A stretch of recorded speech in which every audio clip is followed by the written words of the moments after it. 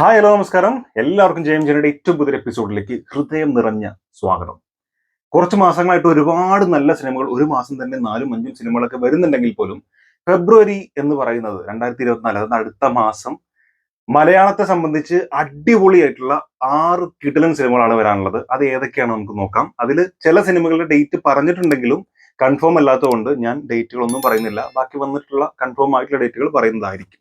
എന്നാൽ ലിസ്റ്റിൽ ഒന്നാമത്തേത്, അതായത് ആദ്യം വരുന്നത് ഫെബ്രുവരി 9-ാം തീയതി അന്വേഷിപ്പിൻ കണ്ടെത്തും. നമ്മുടെ സ്വന്തം ടൊവിനോ തോമസ് നായകനായിട്ട് വരുന്ന സിനിമയാണ്. പേര് പോലെ തന്നെ അന്വേഷണവുമായിട്ട് ബന്ധപ്പെട്ട് കുറ്റാന്വേഷണമാണ് പരിപാടി. കണ്ടെത്തൂ ഇല്ലെന്നുള്ളത് സിനിമ കണ്ടതിന് ശേഷം നമുക്ക് തീരുമാനിക്കാം. കണ്ടെത്തുന്നതിനെ വിശ്വസിച്ചുകൊണ്ട് തിയേറ്ററിലേക്ക് പോകാം. എന്തായാലും വളരെ സിമ്പിൾ ആയിട്ട് വന്നൊരു സിനിമയാണ്. അത് പ്രത്യേകിച്ച് ഹൈപ്പുകളോ അല്ലെങ്കിൽ അവരുടെ വാഗ്ദാനങ്ങളോ കാര്യങ്ങളോ ഒന്നും ഇല്ലായിരുന്നു. ജസ്റ്റ് അതിന് 2-3 പോസ്റ്റർ വന്നു, ടീസർ വന്നു, ഉടൻ തന്നെ ട്രെയിലറും വന്നു, ഡേറ്റും പ്രഖ്യാപിച്ചു. അങ്ങനത്തെ ഒരു സിനിമയാണ് അന്വേഷിപ്പിൻ കണ്ടെത്തും. ഫെബ്രുവരി 9-ാം തീയതി സിനിമ വരും. ടോവിനോ ഒരു പോലീസ് ഓഫീസർ ആയിട്ടാണ്. പിന്നെ ഈ പറഞ്ഞ പോലെ കൊലപാതകവും അതുമായിട്ട് ബന്ധപ്പെട്ട കാര്യങ്ങളും പരിപാടികളൊക്കെയാണ്. അപ്പൊ എന്തായാലും ഒരു 80s 90s നടക്കുന്ന കഥയായിട്ടാണ് ഇതിന്റെ ഫ്രെയിമും കാര്യങ്ങളൊക്കെ അവർ സെറ്റ് ചെയ്തിട്ടുള്ളത്. നല്ല സിനിമയായിരിക്കും എന്ന് വിചാരിക്കാം. കണ്ടതിന് ശേഷം നമുക്ക് പറയാം. കാരണം ഇവർ പ്രത്യേകിച്ച് ഒരു ഹൈപ്പും കൊടുത്തിട്ടില്ല. പിന്നെ ടോവിനോടായിട്ട് വരുന്ന ഒരു സിനിമയാണ്. ഒരുപാട് ആളുകൾ അത്രയ്ക്ക് കട്ടയ്ക്ക് വെയിറ്റ് ചെയ്യുന്ന സിനിമ കൂടിയാണ്.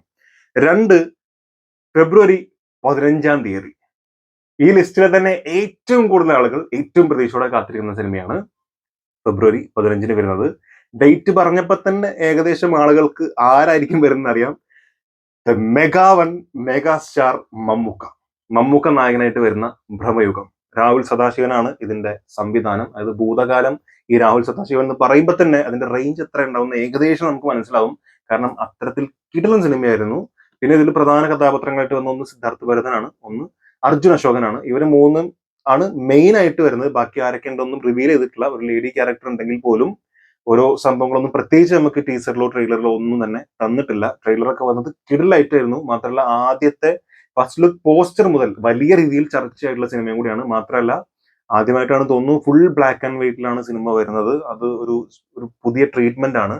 എന്തായാലും മമ്മൂക്കയുടെ ഭാവങ്ങളും നോട്ടങ്ങളും ഒക്കെ വലിയ രീതിയിൽ ചർച്ചയായിട്ടുണ്ട്. സോ ഭ്രമയുഗമാണ് ലിസ്റ്റിൽ രണ്ടാമത്തേത്. അത് കഴിഞ്ഞാൽ തൊട്ടടുത്ത ദിവസം ഫെബ്രുവരി 16-നാണ് തുണ്ട്. നമുക്കൊന്ന് ബിജുമേനോന്റെ തുണ്ട് കണ്ടിട്ട് വരാം എന്ന് എങ്ങനെ പറയും എന്നുള്ള ഡൗട്ട് അവിടെ ഉണ്ടെങ്കിൽ പോലും നല്ല സിനിമയായിരിക്കണം തോന്നുന്നത്. ബിജുമേനൻ ഒരു സാധാരണ കോൺസ്റ്റബിൾ ആയിട്ടാണ് വരുന്നത്. പോലീസ് സംഭവങ്ങളൊക്കെ ആണെങ്കിലും സ്ഥിരം കണ്ടുള്ള പാറ്റേൺ മാറി കുറ്റാന്വേഷണമോ അല്ലെങ്കിൽ പോലീസ് സ്റ്റേഷൻ സംഭവങ്ങളൊന്നും അല്ലാതെ അപ്പുറത്തേക്ക് ഒരു എക്സാമും ആ എക്സാമുമായിട്ട് ബന്ധപ്പെട്ട ചില കാര്യങ്ങളും തുണ്ട് വെക്കുന്നതും പൊക്കുന്നതും ഒക്കെ ആയിട്ടാണ് പോകുന്നത്.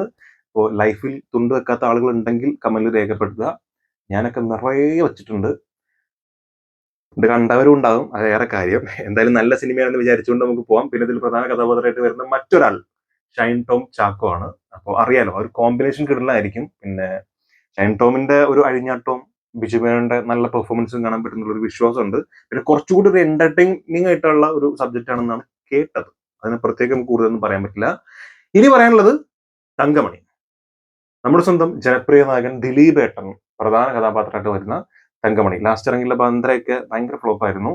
പക്ഷെ തങ്കമണിയിൽ കുറച്ച് പ്രതീക്ഷ ആളുകൾ അർപ്പിക്കുന്നത് എന്താന്ന് വെച്ചാൽ നടന്നൊരു സംഭവം ആയതുകൊണ്ടാണ്. അതായത് 1986 ഒക്ടോബർ 21 അന്ന് തങ്കമണി എന്ന് പറഞ്ഞ സ്ഥലത്തെ കാമാക്ഷി ഗ്രാമപഞ്ചായത്തിൽ നടന്നിട്ടുള്ള ഒരു സംഭവമായിട്ട് ബന്ധപ്പെട്ട സംഭവങ്ങളാണ്. സംഭവം വളരെ ചുരുക്കി ഒന്ന് ജസ്റ്റ് പറയാം.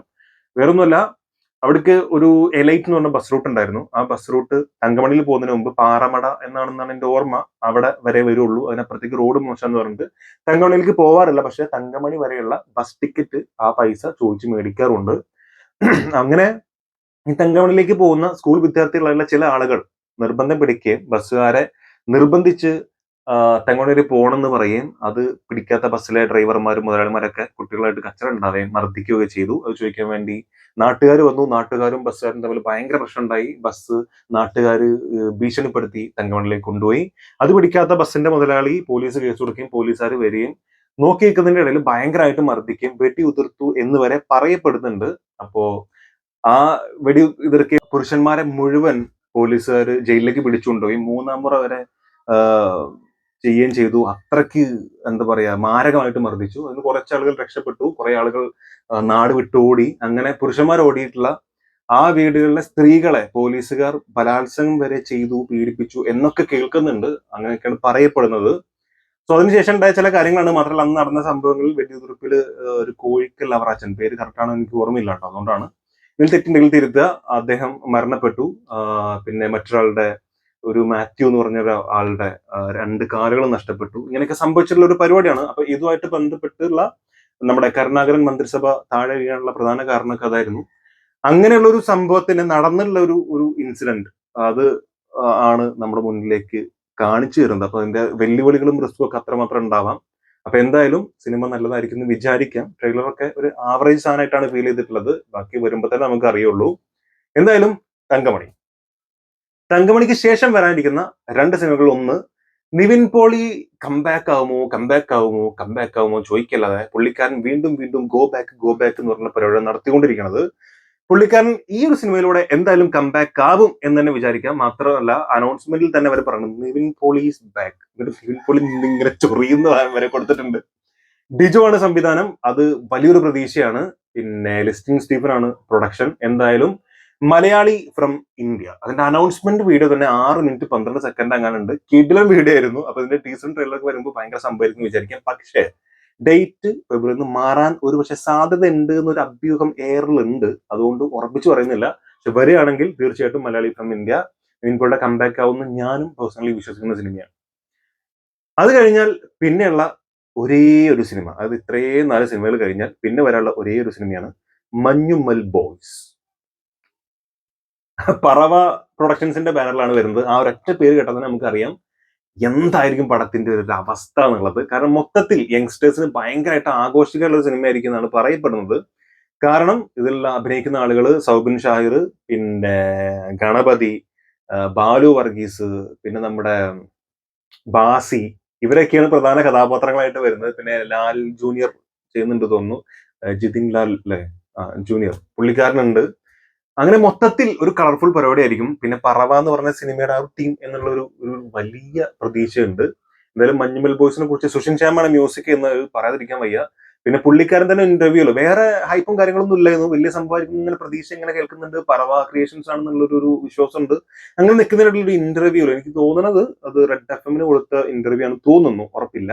എന്തായാലും അതിൽ സുഷിൻ പറയുന്ന ഒരു കാര്യമാണ്, അതൊരു പടമായിരിക്കും. അത് ഞാൻ കുറച്ച് എന്താ പറയുക ഫ്രീഡം എടുത്ത്, എന്നാൽ ഭയങ്കര കുറച്ചുകൂടെ നന്നായിട്ട് ഹാർഡ് വർക്ക് ചെയ്തിട്ടുള്ള മ്യൂസിക് ഉണ്ട്. കുറച്ച് ഡിഫറെന്റ് ആയിട്ടുള്ള ഒരു ജോണറിലേക്ക്, അത് ഇതുവരെ ചെയ്തിട്ടുള്ള മ്യൂസിക്കിന്റെ സ്റ്റൈലിൽ നിന്ന് മാറി മറ്റൊരു രീതിയിലേക്ക് തിരിയാൻ ഉള്ള ഒരു ടേണിംഗ് പോയിന്റ് കൂടെ ആയിരിക്കും എന്നൊക്കെ ഉള്ള രീതിയിലും പുള്ളിക്കാരൻ പറയുന്നുണ്ടായിരുന്നു. അത് തന്നെ വലിയ ഹൈപ്പായിട്ട് സിനിമയിൽ കിട്ടിയിട്ടുണ്ട്. കാരണം ഒരുപാട് ആളുകൾ അത് റീൽസ് ആയിട്ട് ഇടുകയും ഒരുപാട് ആളുകൾ ഷോർട്സിൽ ഇടുകയും ഒക്കെ ചെയ്ത് ഭയങ്കര വൈറലായിട്ടുള്ള ഒരു സംഭവമായിരുന്നു. നിങ്ങൾ തീർച്ചയായിട്ടും കണ്ടിട്ടുണ്ടാവും.